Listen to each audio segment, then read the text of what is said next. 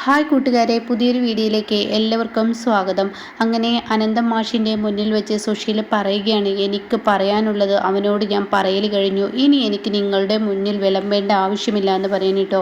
ഇത് കേൾക്കുന്ന മാഷിൻ്റെ മുഖവും ഭാവമൊക്കെ മാറുകയാണ്. എന്നിട്ട് മാഷ് ചോദിക്കുകയാണ്, സുശീലെ നിന്നോട് ലാസ്റ്റായി ചോദിക്കുന്നു, എല്ലാ സത്യങ്ങളും അറിഞ്ഞിട്ടുള്ള വരവാണ്, അതുകൊണ്ട് എനിക്കിനി മുന്നും പിന്നും നോക്കാനില്ല.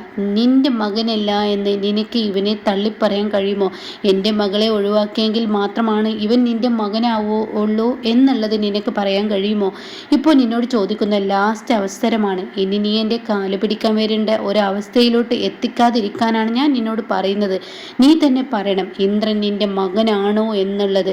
അത് എല്ലാവർക്കും മുന്നിൽ ഇപ്പോൾ നീ പറയണമെന്ന് പറയട്ടോ. അല്ല എങ്കിൽ നിനക്ക് ഇതിന്മേൽ വരാൻ പോകുന്ന പ്രശ്നങ്ങൾ അത് ചില്ലറയാവില്ല. അത് പിന്നീട് നീ വിചാരിക്കുന്നത് പോലെയൊന്നും നിന്നെ എവിടെയും എത്തിക്കില്ല. എപ്പോഴും നിൻ്റെ സ്വഭാവമുണ്ടല്ലോ, ലക്ഷ്യത്തിന് വേണ്ടി എന്തും വിളിച്ചു പറയുക എന്നുള്ളത്. അതിനൊക്കെ വഴി നിന്നിരുന്ന ഒരു ഇന്ദ്രൻ ഉണ്ടായിരുന്നു. എന്നാൽ നിൻ്റെ ലക്ഷ്യത്തിന് വേണ്ടി നിൽക്കുന്ന മകനല്ല ഇന്ന് നിൻ്റെ മുന്നിലുള്ളതെന്ന് നീ മനസ്സിലാക്കണം. നീ എന്ത് തന്നെ പറഞ്ഞാലും നിൻ്റെ വഴിയിലോട്ട് ഇന്ദ്രൻ വരില്ല. അതുകൊണ്ട് ഒരു അമ്മ മകനെ വളർത്തുക എന്നുള്ളത് എന്തുത്തരവാദിത്തമാണെന്ന് നിനക്കറിയാൻ കഴിയും. ഈ നിൽക്കുന്ന സത്യനും അതുപോലെ തന്നെ ഈ നിൽക്കുന്ന സോനയും നാളെ നിന്റെ മക്കളെല്ലാന്ന് നിനക്ക് പറയാൻ കഴിയുമോ? അതുപോലെ തന്നെയല്ലേ നീ ഇന്ദ്രനെയും വളർത്തിയത് എന്ന് ചോദിക്കുമ്പോൾ, അതെങ്ങനെ മാഷേ എനിക്ക് അങ്ങനെ പറയാൻ കഴിയും? ഞാൻ അവരുടെ മുഖത്ത് നോക്കിയിട്ടല്ലല്ലോ ഇത് പറഞ്ഞത്. അത് തന്നെയാണ് ഞാൻ നിന്നോട് ചോദിക്കുന്നത്. നീ വളർത്തി വലുതാക്കിയ 30 വർഷത്തിലേറെ വളർത്തി വലുതാക്കിയ നിന്റെ ഇന്ദ്രൻ നിന്റെ മകനല്ല എന്ന് എൻ്റെ മകളെ ഒഴിവാക്കിയെങ്കിൽ മാത്രമാണ് നിനക്കത് സ്വീകരിക്കാൻ. ഞാൻ മാഷേ അവനോട് പറഞ്ഞത് എന്താണെന്ന് അവന് നന്നായിട്ടറിയാം. ഞാൻ അവനോട് പറഞ്ഞത് ഞാൻ നിന്നെ മകനല്ല എന്ന അപ്പോഴത്തെ ദേഷ്യത്തിൽ പറഞ്ഞതാ എന്നുള്ളത് പറഞ്ഞു. പക്ഷേ അവൻ സ്വീകരിക്കണം എന്നുണ്ടെങ്കിൽ എൻ്റെ മകൾ അനുപമയെ ഒഴിവാക്കി, നിങ്ങളുടെ മകൾ അനുപമയെ ഒഴിവാക്കിയാൽ മാത്രമേ എൻ്റെ മകനാവത്തുള്ളൂ എന്ന് പറയട്ടോ. ഇത് കേൾക്കുന്ന മാഷ് പറയണം, അങ്ങനെയാണോ സുശീലെ? എൻ്റെ മകളെ ഒഴിവാക്കിയാൽ മാത്രമാണ് ഇന്ദ്രനിൻ്റെ മകനാവുകയുള്ളൂ എന്നുണ്ടെങ്കിൽ ഈ സമയം ഈ നിമിഷം ഇന്ദ്രനെയും അതുപോലെ അനുപമയെയും കൊണ്ട് ഞാൻ പടിയിറങ്ങാണ്. എന്താ വേണ്ടതെന്ന് നീ പറയുക. നാളെ നീ ഇവനെ ചോദിച്ച് എൻ്റെ വീട്ടിലോട്ട് നീ വരരുതെന്ന് പറയണം കേട്ടോ. ഇത് കേൾക്കുന്ന സുശീല ഒന്ന് പതറിപ്പോവാണ്. ഈശ്വര, താൻ എന്ത് മറുപടിയാണ് ഇവിടെ നൽകേണ്ടതെന്ന് അറിയാതെ ഒന്ന് പതറി നിൽക്കുകയാണ്. ഇതേ സമയം ഇന്ദ്രന് ഒരു മറുപടി പറയുന്നില്ല. ഈശ്വര, ഈ എരണംകെട്ട ആള് ഇവിടെ ഇപ്പോൾ വന്നത് എന്തിനാണോ?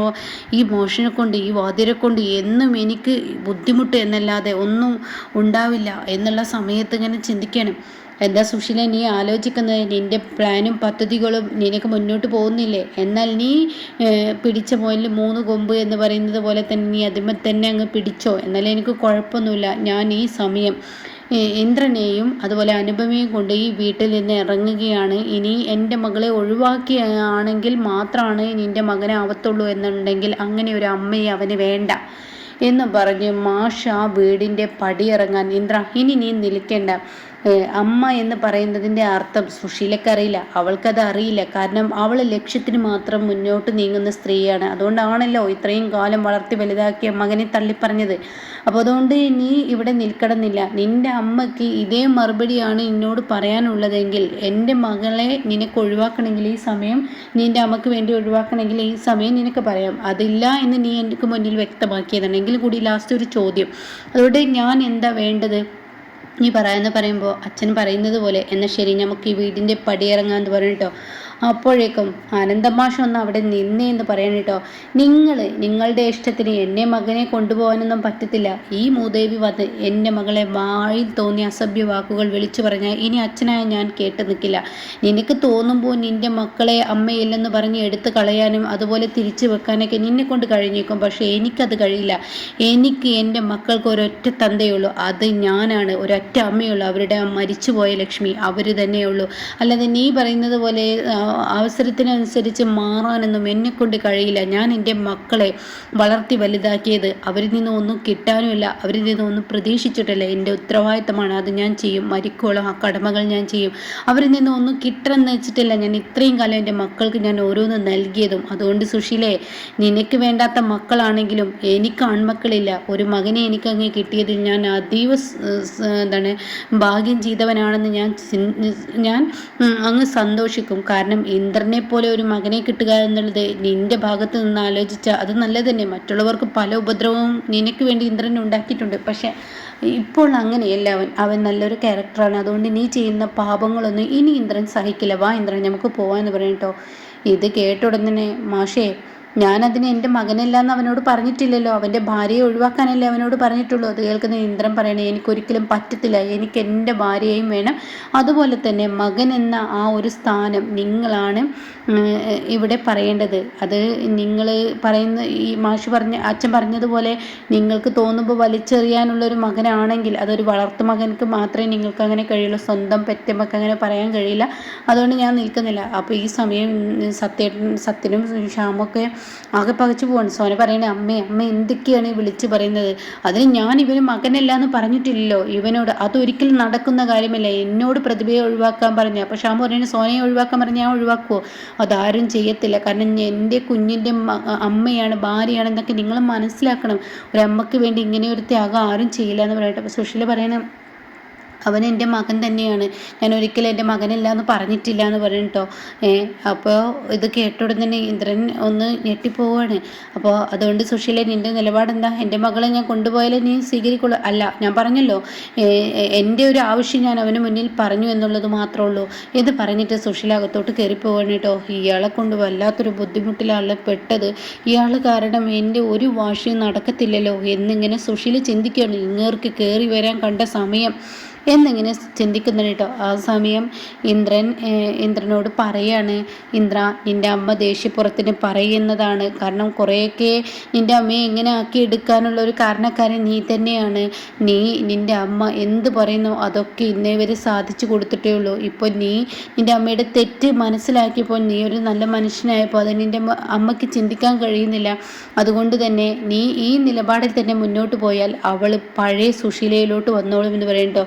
ഇതേ സമയം നിങ്ങൾ എല്ലാവരും ഇവിടെ ഇരിക്കുക, അവളോടൊന്ന് എനിക്ക് ഒറ്റയ്ക്ക് സംസാരിക്കണമെന്ന് പറഞ്ഞിട്ട് സുശീലയുടെ അരികിലോട്ട് പോവാണ് കേട്ടോ. ഇതേ സമയം വാതിൽ തട്ടാണ്. അപ്പോൾ സുശീല കഥക് തുറക്കാണ്. അപ്പോൾ എന്താ എന്ന് ചോദിക്കണം. അതെ, നിന്നോട് കുറച്ച് എനിക്ക് സംസാരിക്കാനുണ്ട് എന്ന് പറയുന്നത്. ഇതേ സമയം നിങ്ങൾ സംസാരിച്ചില്ല കുറച്ച് നേരത്തെ? ഓ, അത് സംസാരിച്ചു. പക്ഷേ അവർ കേൾക്കി പറയണോ അതോ കേൾക്കാതെ പറയണോ? ഞാൻ കുഞ്ഞമ്മയെ കണ്ടിരുന്നത് പറയട്ടോ. ഇത് കേൾക്കുന്നതിനോട് കൂടി സുശീല ആകെ മൊത്തത്തിൽ കിടുകിടാ വിറക്കുകയാണ്. എന്നിട്ട് പറയണേ, എൻ്റെ മകളെ ഒഴിവാക്കിയെങ്കിൽ മാത്രമാണ് നിനക്ക് നിൻ്റെ മകനെ വേണ്ടുള്ളൂ എന്ന് നീ പറഞ്ഞല്ലോ. എന്നാൽ ഞാൻ നേരത്തെ പറഞ്ഞല്ലോ, എനിക്കൊരു മകനെ കിട്ടിയ സന്തോഷത്തെ ഞാൻ ഇവിടെ നിന്ന് ഈ നിമിഷം എനിക്ക് പറിച്ചു കൊണ്ടുപോകാൻ ഞാനത് ചെയ്യാത്തത്.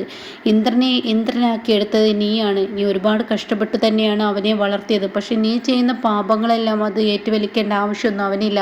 നീ ചെയ്യുന്ന തെറ്റുകളെല്ലാം അവൻ കണ്ടിട്ടും കണ്ടില്ലെന്ന് നടിക്കാൻ അവനെ കൊണ്ട് കഴിയത്തില്ല. അതുകൊണ്ട് ഞാനൊരു കാര്യം പറയാം, അവനിപ്പോൾ അവനല്ലാതായി മാറിക്കൊണ്ടിരിക്കുകയാണ്. നിന്നോട് ചെറിയൊരു സ്നേഹം അവനിലുണ്ട്. ആ സ്നേഹം പോലും നീ കളയാൻ നിൽക്കണ്ട. അതുകൊണ്ട് എനിക്ക് പറയാനുള്ളത്, ഇപ്പം ഞാൻ നിനക്ക് തരുന്ന ഭിക്ഷയാണ് ഈ ജീവിതം. അതുകൊണ്ട് അവൻ്റെ അമ്മയായി നീ മുന്നോട്ട് പോവുകയാണെങ്കിൽ സത്യങ്ങളും ഒരിക്കലും ഞാനായിട്ട് ആരോടും തുറന്ന് പറയണ്ട എന്നുണ്ടെങ്കിൽ നീ അവനെ പഴയതുപോലെ സ്നേഹിച്ച് നിൽക്കുകയാണെങ്കിൽ നിൻ്റെ ജീവിതം സേഫാവും. അല്ലെങ്കിൽ നിൻ്റെ 2 മക്കളും നിനക്കെതിരെ തിരിയും. ഇന്ദ്രൻ പടിനിറങ്ങിയ ആ നിമിഷം സുശീല നിനക്ക് സർവ്വതും നഷ്ടപ്പെടും. എന്തിന്, ഈ വീട് പോലും നഷ്ടപ്പെടും. അത് നീ ഒന്ന് ഓർത്താൽ നിനക്ക് നന്ദി എന്ന് പറയും കേട്ടോ. ഇതേ സമയം സുശീല ആകെ കിടുങ്ങിപ്പോവാണ്. ഈശ്വര, പെട്ടല്ലോ എന്നുള്ളത്. എന്നാൽ ഈ സമയം സത്യങ്ങൾ സത്യമായി തന്നെ ഇരിക്കണമല്ലോ. അപ്പോൾ അത് എന്തായാലും ഇന്ദ്രനെ അറിയേണ്ടത് അത്യാവശ്യമെന്ന് മാഷിനറിയാം. മാഷ് ഇന്ദ്രനോട് വന്നിട്ട് പറയണേ, ഇന്ദ്ര, ഇപ്പോഴത്തെ സാഹചര്യത്തിന് എൻ്റെ അമ്മ വാശിപ്പുറത്ത് പറഞ്ഞതാണെന്ന് നീ ചിന്തിക്കുന്നു. എന്തെങ്കിലും പ്രശ്നങ്ങൾ ഉണ്ടാകുമ്പോഴല്ലേ അപ്പം നമുക്ക് പറയാമെന്ന് പറയുമ്പോൾ ഇന്ദ്രന് അതങ്ങത്ര ദഹിക്കില്ല കേട്ടോ. ഇന്ദ്രൻ പറയാണ്, ഒരമ്മ അങ്ങനെ പറയണമെന്നുണ്ടെങ്കിൽ അത് വളർത്തമ്മക്കെയാണ് പറയാൻ കഴിയുള്ളൂ. വളർത്തമ്മക്ക് അങ്ങനെ പറയാം. കാരണം അത് അവർ എത്രയും വളർത്തി വലുതാക്കി ആ ഒരു ഇത് മാത്രം കരുതിയാൽ മതി. എപ്പോൾ വേണമെങ്കിലും അവർക്കത് പൊട്ടിക്കാം. അതിൽ തെറ്റ് പറയാനില്ല. അതുകൊണ്ട് തന്നെ എനിക്ക് എന്തൊക്കെയോ ഒരു സംശയം. വേണ്ട ഇന്ദ്ര, ഇനി ഇതിൻ്റെ പിറകെ നീ പോയി മനസ്സമാധാനം കളയണ്ട. അപ്പം നിൻ്റെ അമ്മ നിന്നെ സ്നേഹിച്ചല്ലോ. ഇനി എന്തെങ്കിലും പ്രശ്നമുണ്ടാകുമ്പോൾ അവിടെ നമുക്ക് നോക്കാമെന്ന് പറയാം കേട്ടോ. മോളെ അനു, ഞാൻ പോട്ടെ. എന്നാൽ നീ വൈകിട്ട് അങ്ങോട്ട് വരാൻ പറ്റുമെങ്കിൽ ഒന്ന് വാ. നമുക്കൊന്ന് മഞ്ചാടിയുടെയും അതുപോലെ തന്നെ ബാക്കിയുള്ള വിനയൻ്റെ വീട്ടിലോട്ടൊക്കെ ഒന്ന് പോകണം. കുഞ്ഞിനെയൊക്കെ ഒന്ന് കാണണം. എനിക്ക് എപ്പോഴാണ് സമയം കിട്ടുന്നത്? ഇന്നിവിടെ അച്ഛനുണ്ടാവും, നാളെ പോകത്തുള്ളൂ എന്നൊക്കെ ഇങ്ങനെ പറയണം കേട്ടോ. അമ്പിളിയുടെയും രഘുവിൻ്റെ ഒക്കെ കാര്യത്തിൽ ഒരു തീരുമാനം എടുക്കണ്ടേന്ന് പറയണേ. അതേസമയം ഇന്ദ്രൻ്റെ ഉള്ളിൽ ഒരു സംശയം വീണിരിക്കുകയാണ്. അനുപമക്ക് തീർച്ചയായും ഇതിലെന്തോ ഉണ്ടെന്ന് തൻ്റെ അച്ഛൻ മാറി നിന്ന് സംസാരിച്ചെങ്കിൽ എന്തോ ഒന്ന് മറച്ചു വെച്ചിട്ടുണ്ടെന്ന് മനസ്സിലാക്കണം കേട്ടോ. അങ്ങനെ ഇനി സത്യങ്ങളെല്ലാം അനുപമയോട് തുറന്നു പറയും. ഇന്ദ്രൻ്റെ ഉള്ളിലും അതേ സംശയം വീണിരിക്കുന്നു കേട്ടോ.